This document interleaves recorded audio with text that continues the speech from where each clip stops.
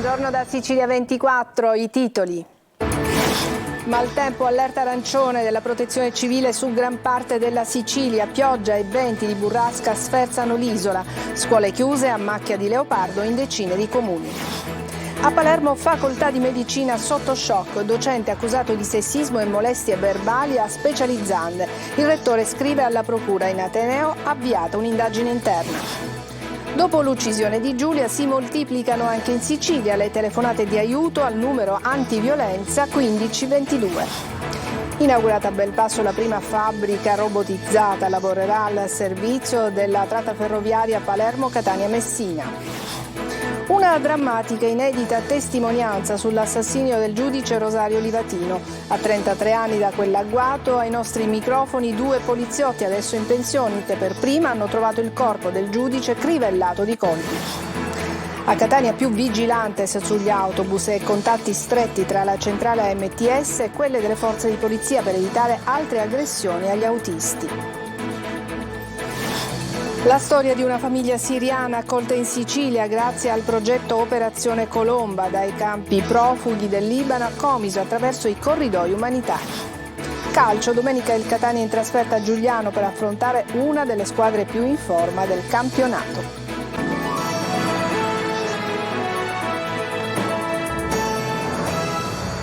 Bentrovati. Sicilia sferzata dal maltempo, a Palermo pioggia e allagamenti soprattutto a Mondello nel Messinese, cade a causa del forte vento l'impalcatura di un ponteggio. Fino alle 24 avviso meteo di allerta arancione per diverse province siciliane.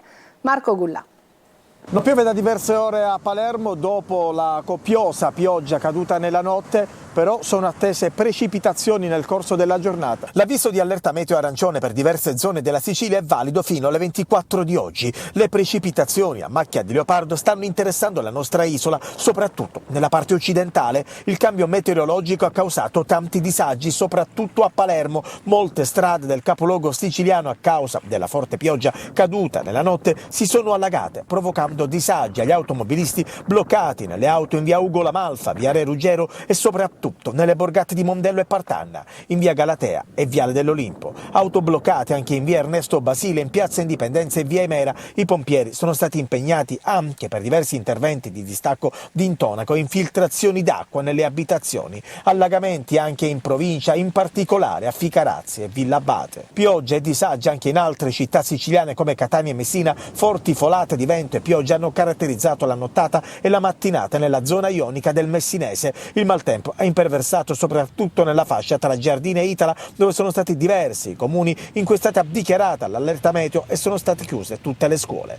A Santa Teresa stanotte tanta paura per la caduta dell'impalcatura di un ponteggio in via Francesco Crispi, caduta di fronte ad un distributore di carburanti.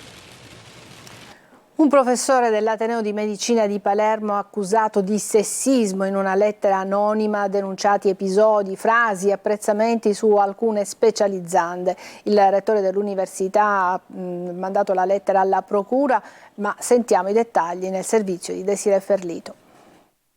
Un professore di medicina dell'Università di Palermo finisce sotto accusa per gravi episodi di sessismo. A innescare la bufera una lettera anonima recapitata dal rettore Marcello Midiri, che ha subito informato la procura che valuterà se esistono gli estremi per aprire un fascicolo. La missiva denuncia episodi gravissimi, riporta nome e cognome del professore che avrebbe rivolto molestie verbali ad alcune specializzande di chirurgia generale del Policlinico. Commenti volgari sull'abbigliamento, frasi scurrili e impronunciabili che sono al vaglio dei vertici dell'Ateneo. Diversi gli episodi descritti. Uno si sarebbe verificato davanti ad altri specializzandi con una dottoressa accusata dal professore di atteggiamenti ambigui. Midiri ha già chiesto al direttore della scuola di sentire tutti gli specializzandi e di inviare una relazione scritta per far luce sulla vicenda. I contenuti della lettera circolano da alcune settimane. L'atteggiamento del professore sarebbe stato derubricato dagli studenti come uno scherzo. Non è la prima volta che l'Ateneo di Palermo finisce nella bufera per episodi di sessismo. Era già accaduto alla facoltà di economia. L'anno scorso un dottorando aveva inoltrato su una chat la classifica delle colleghe, basandosi su parti anatomiche, prestazioni sessuali e bellezza fisica. Ora, a meno di un anno, un nuovo presunto caso di molestie che getta nuove ombre sull'Ateneo palermitano. Quasi 500 telefonate al giorno per chiedere aiuto. Il 1522, numero nazionale antiviolenza, registra una crescita esponenziale di chiamate dopo il femminicidio di Giulia Cecchettin. Chi telefona viene poi dirottato ai centri antiviolenza regionali. In Sicilia le giovani sono tutte accomunate da un palpabile senso di devastazione. Roberta Lunghi. Mi picchia. Mi insulta.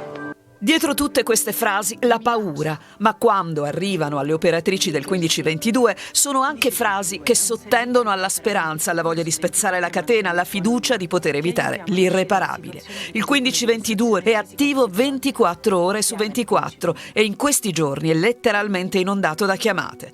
Un altro palpabile segnale dell'effetto che il caso del femminicidio di Giulia Cecchettin ha generato. Stiamo ricevendo anche 400-500 chiamate al giorno. A chiamare sono donne giovani, genitori che dall'omicidio di Giulia hanno alzato il livello dell'attenzione e di preoccupazione su questo fenomeno. Siamo passati quindi dalle 200 telefonate quotidiane di media a un picco che di solito raggiungiamo in questa settimana, che è la settimana contro la violenza alle donne. Dalla chiamata al numero nazionale poi le operatrici dirottano subito al centro antiviolenza accreditato sulla regione. È qui che la telefonata si trasforma in possibilità di incontro, di aiuto concreto. Anche in Sicilia le richieste dirottate dal 1522 sono tante e tutte segnate dal medesimo sentire. È palpabile la sensazione di devastazione che i ragazzi stanno provando, soprattutto dopo quello che è successo a Giulia. Manifestano dolore, paura. Nel nome di Giulia, tante si rivolgono al 1522 trovando donne che si occupano delle donne, quasi eroine viste dagli occhi dei bambini. Ma sono donne reali, sono fantastiche, ci ascoltano e parliamo insieme. La notte faccio di nuovo sonni belli. Del numero antiviolenza 1522 continueremo a parlare nel Focus alle 14.30 dopo questo telegiornale. Con Giusy Lazzara sarà collegata Valentina Psalis, sopravvissuta alle ustioni provocate dalle fiamme appiccate all'ex marito. Ci saranno anche Claudia Urzì, insegnante della scuola Angelo Muscolo di Catania, e la psicologa Santa Sicali della Croce Rossa Italiana. La trasmissione, ve lo ricordo, è anche in streaming e si può seguire sul sito lasiciliaweb.it. Potete inviare le vostre domande con un messaggio al 342 7455 005. WeBuild firma con la Regione Siciliana un accordo per promuovere occupazione e formazione professionale. Inaugurata a Belpasso la prima fabbrica robotizzata di conci al servizio dell'alta capacità ferroviaria Palermo, Catania, Messina. La seconda sorgerà a Enna, un investimento complessivo di 70 milioni di euro e 200 occupati. Luca Ciliberti. Quelli che vedete si chiamano conci, sono delle sezioni di cemento realizzate ad anello utilizzati per i rivestimenti nelle nuove gallerie autostradali e ferroviarie, oltre 300 chilometri in Sicilia. Nella Roboplant, lo stabilimento interamente robotizzato di Belpasso, inaugurato oggi frutto della collaborazione tra WeBuild e il Politecnico di Milano, se ne produrranno uno ogni 4 minuti contro gli attuali 10 minuti nelle altre fabbriche, aumentando la produttività del 250% e soprattutto evitando rischi per i lavoratori della fabbrica. La seconda Roboplant è in costruzione e sarà realizzata a Enna per un investimento complessivo di 70 milioni di euro. Ma non basta, perché per il rilancio infrastrutturale della Sicilia serve investire sulla formazione della nuova generazione di costruttori del futuro. L'inaugurazione della Roboplant di Belpasso è l'occasione per lanciare il progetto Cantiere Lavoro Italia, programma di WeBuild nel Sud Italia per creare oltre 10.000 nuovi posti di lavoro nei cantieri aperti nel Sud Italia. L'evento ha coinciso con la firma del protocollo d'intesa per la formazione e l'impiego tra il gruppo e la regione siciliana. La Regione farà la sua parte nel mettere a disposizione gli immobili e quello che sarà necessario in un patto naturalmente di reciproco sostegno. Io credo che l'azienda attualmente abbia in Sicilia 1.000 unità, ma conta di arrivare addirittura nel triennio a 7.000 unità. Per cui l'intesa c'è, sono molto contento di questo, perché faremo in modo che i nostri giovani abbiano la possibilità di seguire questi corsi per acquisire quella specificità che manca, che spesso le imprese dicono: Presidente, ci mancano i dipendenti, mancano l'elemento specializzato e quindi siamo costretti a rallentare i lavori o a prendere manodopera che viene da fuori. WeBuild sta realizzando in Sicilia 7 tratte della direttrice ferroviaria Palermo, Catania, Messina e l'asse autostradale Ragusa-Catania. A bel passo per il lancio dei nuovi investimenti in Sicilia c'era anche Pietro Salini, amministratore delegato di Webuild, la multinazionale incaricata della costruzione del ponte sullo stretto di Messina. L'intervista è di Luca Ciliberti. Quando si dice che la Sicilia è indolente, non vuole fare, non è vero, mancata di occasioni. Bisogna essere, il nostro ruolo, il mio ruolo di imprenditore, il mio ruolo di capo azienda è quello del nostro piccolo, riuscire a dare occasioni ai ragazzi, riuscire a dare occasioni di lavoro, non solo ai ragazzi ma anche a tutti quegli uomini e quelle donne che lavorano con noi in giro per il mondo e che non vedono di tornare a casa per poter lavorare. Ogni volta che vediamo WeBuild si pensa, noi almeno siciliani, pensiamo subito al ponte sullo stretto. 2024 è una data diciamo simbolo, riuscirete insomma, ad aprire questo cantiere? Ma noi ce la stiamo mettendo tutta. Tutto quello che dovevamo fare l'abbiamo fatto, lo stiamo facendo insieme con il Ministero, insieme con RFI e con ANAS, quindi stiamo combattendo tutti insieme per ottenere questo grande successo, che non è solo unire la Sicilia con il resto d'Italia, è unire la Sicilia con l'Europa, ma soprattutto far sì che ci sia qui la possibilità di fare una grande infrastruttura che tutto il mondo ci invidia, far vedere che l'Italia non è solamente mandolino e spaghetti, ma è anche grandissima tecnologia, capacità di fare, grandi aziende che lavorano, piccole aziende che lavorano, decine di migliaia di persone che possono partecipare a questo e far vedere che siamo capaci con la nostra sapienza, con la nostra capacità di ingegneri, di fare delle opere che nel resto del mondo si sognano.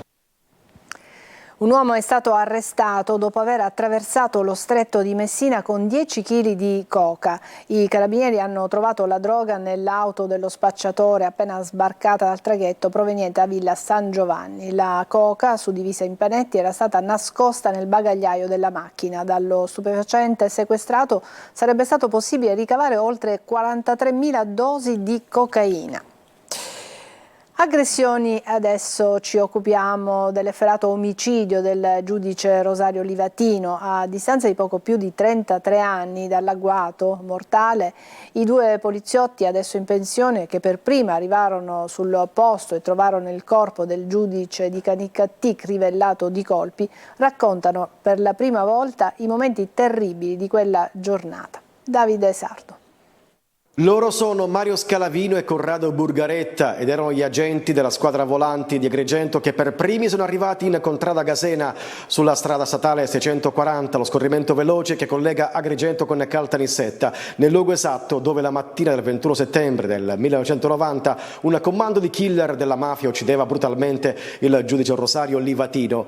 I due poliziotti, da poco in pensione a distanza di 33 anni, sono ritornati per la prima volta in quel maledetto posto che umanamente e professionalmente li ha segnati parecchio. I ricordi di quella giornata sono terribilmente vivi nei loro pensieri. Arrivammo subito sul posto, trovammo la macchina crivellata, ma nessuna presenza del giudice Livatino. Al che il collega iniziò a scavalcare il guardrail e iniziò a trovare la prima scarpa. Dopo, dato che non vedevo niente, non vedevo, ho visto un grosso masso che ancora si vede, è quello là sotto. Mi sono messo sopra il masso e a pochi metri dal masso c'era il corpo del giudice Livatino. Proprio era crivellato di colpi, pieno di sangue, posizione fetale. Quel giorno ricordiamo pure il giudice Falcone, il giudice Borsellino, il maresciallo Guazzelli. Quindi poi la mente... Poi con gli avvenimenti che sono successi dopo è stato brutto. 37 anni di polizia, con il collega abbiamo fatto parecchi tipi di interventi per l'omicidio, ma questo è stato quello più brutto e quello che ancora dopo 33 anni mi rimane. I due ex poliziotti ricordano di aver coperto con un lenzuolo il corpo di Livatino e di averlo vegliato in attesa dell'arrivo dei colleghi delle altre forze dell'ordine e dei magistrati, alcuni dei quali sarebbero stati poi uccisi dalla mafia. Adesso una breve pausa, ci vediamo tra poco.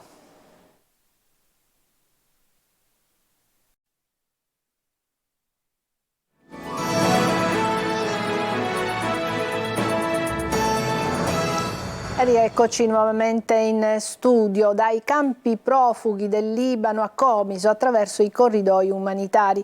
La storia di una famiglia siriana accolta grazie al progetto nazionale Operazione Colomba. Sentiamo Laura Curella.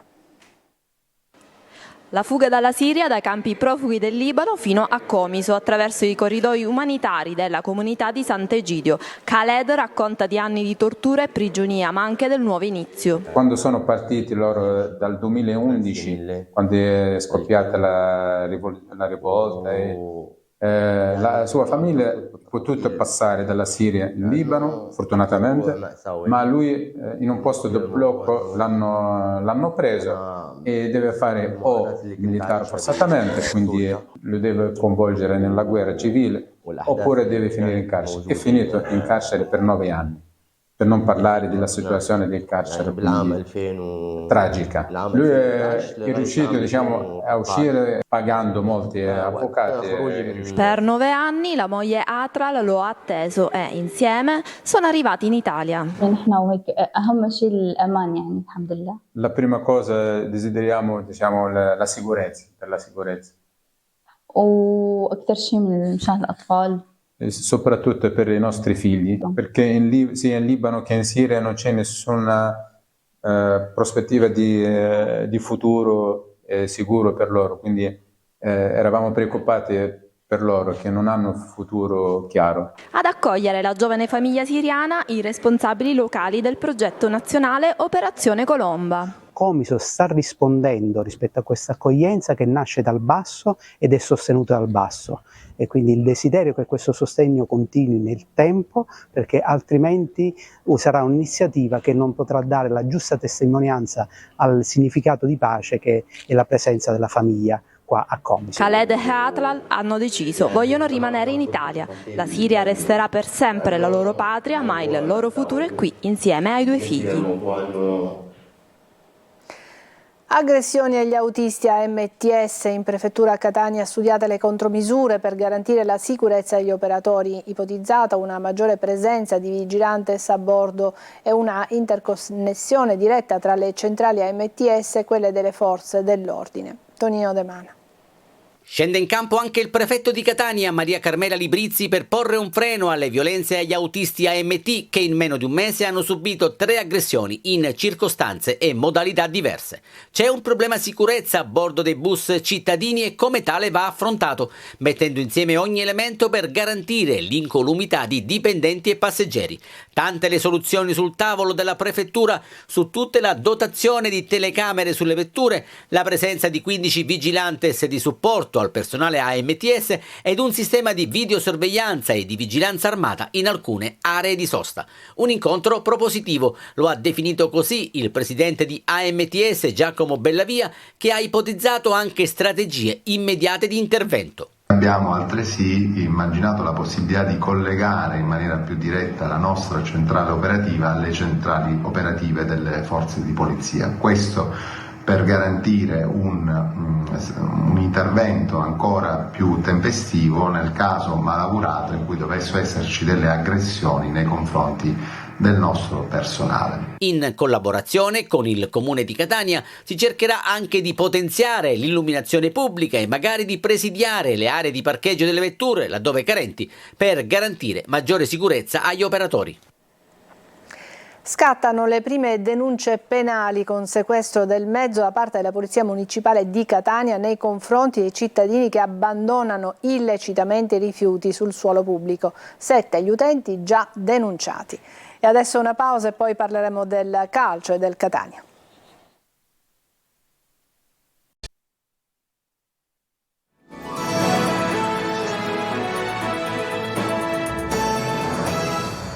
Ed eccoci al calcio. Il Catania domenica sarà di fronte al Giuliano, una delle squadre più in forma del momento, capace di bloccare il Benevento e di sconfiggere l'Avellino. Ma con Lucarelli gli etnei hanno riacquistato sicurezza. Marco Carli. A Giuliano ancora con la difesa a 4. Appare questa l'intenzione di Cristiano Lucarelli in vista di una sfida difficile contro una delle squadre più in forma del momento nel girone C della Serie C. Ma il Catania arriva alla partita dello stadio De Cristofaro, domenica alle 16:15, con sensazioni diverse. Merito senza dubbio del gol al 97esimo segnato da Bois, che ha trasformato un finale difficile in un trionfo da godere con i tifosi. A proposito, a Giuliano ci sarà un bel seguito di supporter rossazzurri. Lucarelli indubbiamente sta facendo vedere quello che si conosceva, cioè le qualità di trascinatore e di motivatore del gruppo, ma anche di essere cresciuto come allenatore, dimostrando flessibilità. Il 4-2-3-1 iniziale con la Turris ha dato maggior peso all'attacco e il Catania nel primo tempo ha creato tanto. Certo, di cose da sistemare ce ne sono ancora, il calo atletico nella ripresa, alcune amnesie difensive fra le altre, ma il lavoro è appena cominciato e il tecnico conta di vedere altri progressi a Giuliano, dove appunto dovremo vedere ancora la difesa a 4. Intanto operazione riuscita in artroscopia al ginocchio per Rizzo, assente ovviamente il centrocampista, così come la Dinetti. Gli avversari: il 4-3-3 di Bertotto sta dando i suoi frutti, basta guardare gli ultimi risultati del Giuliano con 2 big del campionato, 2-2 a Benevento e vittoria per 3-1 in casa dell'Avellino, 10 punti nelle ultime 4, merito anche dell'esplosione di giovani del calibro di Ciufferri e Ovisiak. Non sarà facile certo, ma il Catania ha voglia di continuare la corsa appena cominciata con il nuovo allenatore. È tutto per questa edizione di Sicilia 24, grazie per averci seguito, buon pomeriggio.